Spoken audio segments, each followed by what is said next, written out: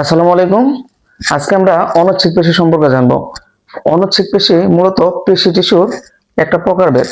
অনচ্ছিক পেশি প্রাণীর ইচ্ছা অনুযায়ী সংকোচন প্রসারণ করা যায় না। এই যে একটা অনচ্ছিক পেশি কোষের চিত্র দেওয়া আছে, দেখো এর দুই প্রান্ত ভাগ সরু, মাঝখানের অংশ কি তুলনামূলকভাবে মোটা।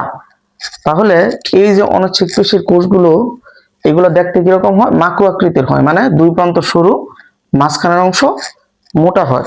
দেখো প্রতিটা অনিচ্ছিক পেশি কোষে একটা মাত্র নিউক্লিয়াস থাকে, আর নিউক্লিয়াসটা একদম মাঝখান বরাবর, মানে কেন্দ্র বরাবর থাকে। তাহলে অনিচ্ছিক পেশির যে নিউক্লিয়াস থাকে, সেই নিউক্লিয়াসটা একদম মাঝখানে কেন্দ্র বরাবর থাকে।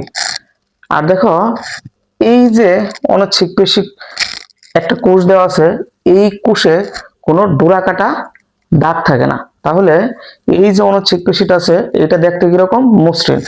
এই কারণে অনিচ্ছিক পেশিকে মসৃণ পেশিও বলা হয়। দেখো এই অনিচ্ছিক পেশিটা মূলত মেরুদণ্ডী প্রাণীর রক্তনালী, পৌষ্টিক নালীতে পাওয়া যায়। তাহলে অনিচ্ছিক পেশিটা মেরুদণ্ডী প্রাণীর পৌষ্টিক নালী, রক্তনালীতে পাওয়া যায়। এই অনিচ্ছিক পেশি আমাদের দেহের যে অভ্যন্তরীণ অঙ্গাদি আছে, এর সঞ্চালনে সাহায্য করে। এখন অভ্যন্তরীণ অঙ্গাদির সঞ্চালন বলতে কি বোঝায়? আমাদের দেহের ভিতরে যে অঙ্গ আছে, এই অঙ্গগুলোর স্বাভাবিক কাজ ও চলাচল, নড়াচড়াকে স্বাভাবিক রাখে। দেখো উদাহরণ হিসেবে আমরা বলতে পারি, খাদ্য হজম করার জন্য আমাদের যে ইন্টেস্টাইন বা অন্ত্র আছে, তার ক্রমসংকোচন। ক্রমসংকোচন বলতে কি বোঝায়? সংকোচন প্রসারণকে বোঝায়।